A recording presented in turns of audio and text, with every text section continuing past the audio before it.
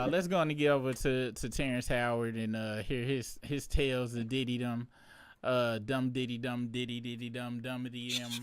Let's check it out. But when you give up your manhood, I've never seen somebody recover from it.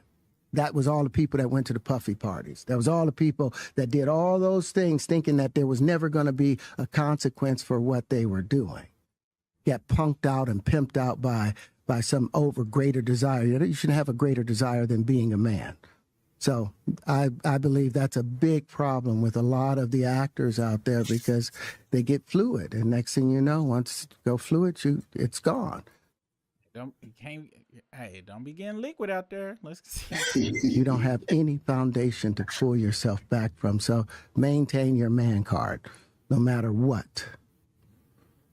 Man, I mean, you know, one of the things you're seeing, you went to a whole different place. Sorry. No, I get it. So you see some guys struggling with that. You see Bieber struggling with that. You see some of these guys struggling with that. They can't get it out of their head. They can't get it out of their head.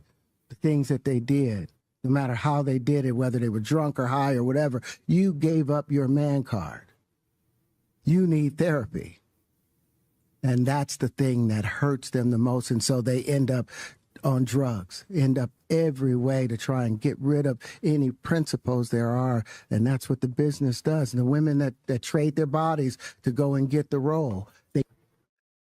I think me and you talked about this a while back, but that's why everybody be like, why these always drugged out? Why they always on syrup? Why they all I'm talking about the higher they get to fame and shit, the more drugged out they be.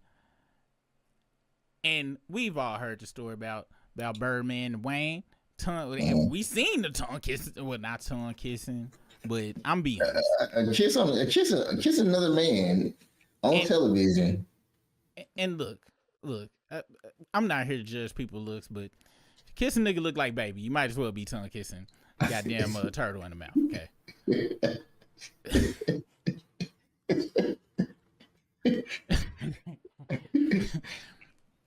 But you wonder why Wayne went through that whole. Now I'm on some serious shit. Real talk. A lot of our stars, a lot of stars that we see, and I ain't even just talking about in our community, just not black ones. Corey Feldman, wilding out, trying to dance like Michael Jackson and shit. He been talking about he got touched all on them damn Hollywood and shit. River Phoenix. You go back and back and back and back and back and back. All the way back to the damn Little Rascal days, and man, these entertainment, whether it's in the music or Hollywood, and man, get put in these predicaments. They dream be on the table, and it's easy to be like, well, I ain't gonna lie, it's very easy for me to walk away from that. I'm like, I gotta do what now? I said, huh? Yeah. All that. I'll be all right. Yeah, thanks. And I know people. I think I done told y'all the story. My cousins got propositioned, and they ain't even get propositioned officially. They manager before they went to go see Diddy was like, "How bad y'all want this?" This is verbatim what he told them. How bad y'all want this? It was like, "Yo, we want this shit super bad." He's like, "No, y'all ain't understand. No, how bad do y'all really want this?" It's like, "Yo, we want this super bad. What's the problem?" He's like, "I'm gonna just give you a heads up." And nigga want you to suck his dick. This was early 2000s when this shit happened. Damn. And niggas went and started a damn they own little businesses and shit. Not even little. That was it.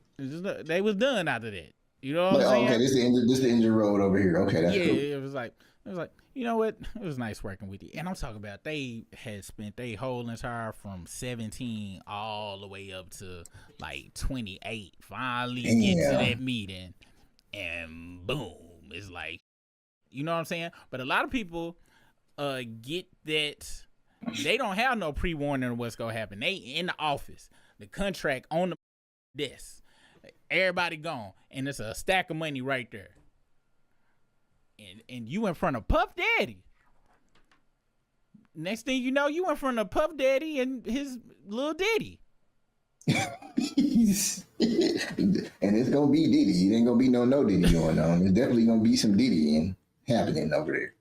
Your whole dreams. You sold your damn Camaro to go sleep on the floor in New York doing open mics, doing all these shows for years and years and years. You ain't nothing but a dick suck away from your dreams.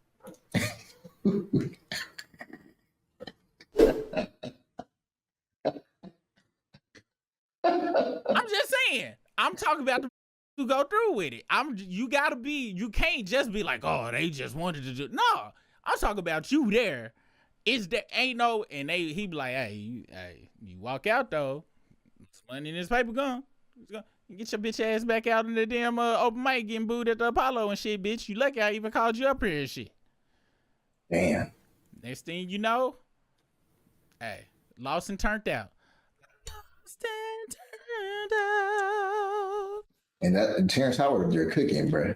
Cooking. Let's continue now.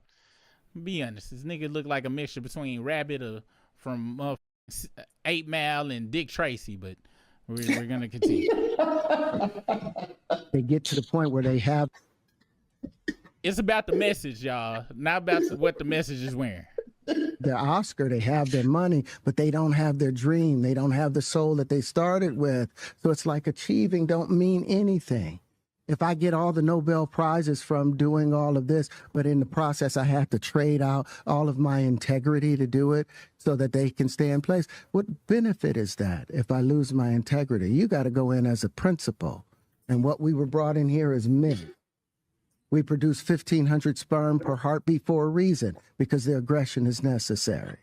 You don't trade that in, no matter what. Did you ever have the opportunity where you got invited and you said no to it? Hell yeah. What was the consequences when you said no? Puffy invited me for weeks, asking me to come and teach him how to, he wanted me to be his acting coach for a while. Go there and he's sitting around just looking. I'm like, okay, what's the material you want to work on? He's just looking at me. Then next thing you know, okay, hey, will you help me?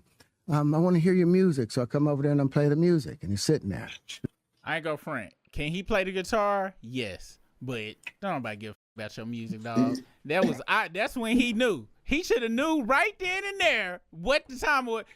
And I think Terrence smart enough for it. He'd be like, this nigga's trying to me. Nobody's ever asked to hear my music ever. Not one time. I walk around with my guitar. I play this on the Best Man, and finally somebody asked, and it's got to be this nigga right here. No thanks, Puff. No thanks. Let's continue. Just looking at me, like waiting. Okay. So then my assistant was like, he wants to hang out with you next week. And I was like, for what? He's like, I think he's trying to you. That's what my assistant said. And I was like, oh, okay. Now I get it. So now no more communication. Now you know to be hands off with somebody. A number of producers come in to make the approach, and you threaten to punch them in the mouth, or threaten to knock their head off for talking to you like, or looking at you like you're a woman. When you approach a real man about his masculinity, you're going to get a real reaction back. It's a difference when a guy walks in a room and when a man walks into a room. And a man don't take the same things that a guy will accept. So always be the man in the room. And that's always been my whole thing. And I've lost businesses because I don't bend over in that way. But what he's saying is very true. It's a lot of people want to get in this industry, and there's a lot of people right now that if you done been to LA, all you got to do is go to LA. LA's the majority of what you see in LA is people that went out to try to follow their dream and fucking just saw what is some bullshit. You know what I'm saying? All of that shit is some bullshit. The music industry in Hollywood is two of the fakest, horriblest industries. Do you know the mind frame you gotta be to be able to survive in this shit and make it? And I'm talking about with your manhood or womanhood intact.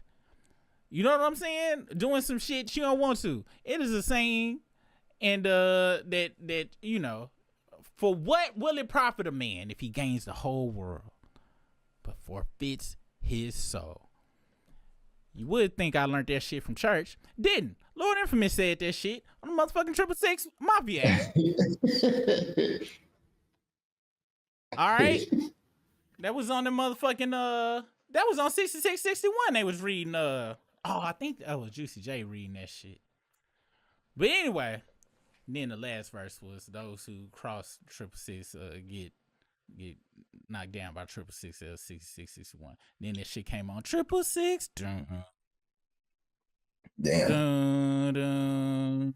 That damn sipping on that syrup motherfucking damn intro goes so hard, nigga. To see the rest of this live and over 60 plus members only videos, become a Struggle Group member for only $2.99.